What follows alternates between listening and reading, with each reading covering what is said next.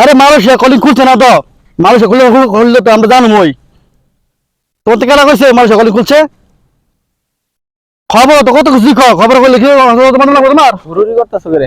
আরে কো না ভাই, তো ছোট ভাই তোমার দেয়া করছে অফিস ঢাকা নিয়ে, বুঝছো? মালয়েশিয়া আইবার লাগিয়া? মালয়েশিয়া লাগিয়া তুমি তো জানো মালয়েশিয়া ভরা শুনছো, কলিং খুলছে কথা দি। আচ্ছা ঠিক আছে, বলতাছি এই বিষয়ে সবাই। প্রিয় দর্শক, আপনাদের সবাইকে স্বাগতম অদ্ভুত মিডিয়াতে। আজকে আপনাদের আমি জানাবো মালয়েশিয়া কলিং 2026 এপ্রিল মাসের আপডেট তথ্য, যেটা সঠিক, যেটা বাস্তব, সেটাই আপনাদের মাঝে তুলে ধরার চেষ্টা করব।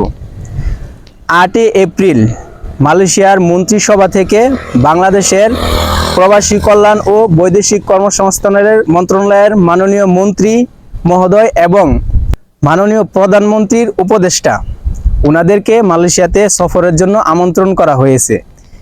সেই ধারাবাহিকতায় ওনারা 8 এপ্রিল মালয়েশিয়াতে আসবেন এবং মালয়েশিয়াতে আসার পর এই বিষয়ে কথা বলবেন এবং আশা করা যায় এই মিটিং বা এই বৈঠকের পর সেখানে একটা ইতিবাচক সিদ্ধান্ত আসতে পারে।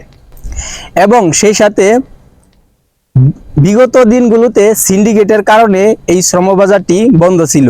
অন্যান্য দেশ পাকিস্তান, নেপাল, ইন্ডিয়া, পার্শ্ববর্তী দেশগুলো থেকে নিয়মিত কর্মী আসতে পারলেও বাংলাদেশে বন্ধ ছিল সিন্ডিকেট নানা জটিলতার কারণে।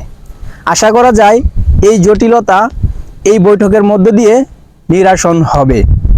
তবে সিন্ডিকেট পুরোপুরি ভাঙতে পারবে না, যেমন 5 থেকে 6 লাখ টাকা লাগে সরকারি খরচে, 1 লাখ টাকায় আপনারা আসতে পারবেন যদি সিন্ডিকেট পুরোপুরি ভেঙে যায়। কিন্তু সিন্ডিকেট কি পুরোপুরি ভাঙতে পারবে মাননীয় মন্ত্রী মহোদয়? সিন্ডিকেট পুরোপুরি না ভাঙতে পারলেও এটা সীমিত করবে বা নিয়ন্ত্রণ করবে সিন্ডিকেট, এরকম আশ্বাস ইতিমধ্যেই পাওয়া যাচ্ছে। সেই সাথে এই বাজারটিকে দুর্নীতিমুক্ত বা দুর্নীতিতে নিয়ন্ত্রণ রাখার জন্য এই বিষয়েও আশ্বাস ইতিমধ্যে পাওয়া যাচ্ছে। তাহলে দেখা যাক আগামী 8 এপ্রিলে কি হয়, মাননীয় মন্ত্রী কি পারবেন কিনা দুর্নীতিমুক্ত সিন্ডিকেটকে নিয়ন্ত্রণ করে এই শ্রমবাজার উন্মুক্ত করতে। তো পরবর্তীতে দেখা যাক, আপনাদের সঙ্গে আপডেট নিউজ অবশ্যই শেয়ার করব।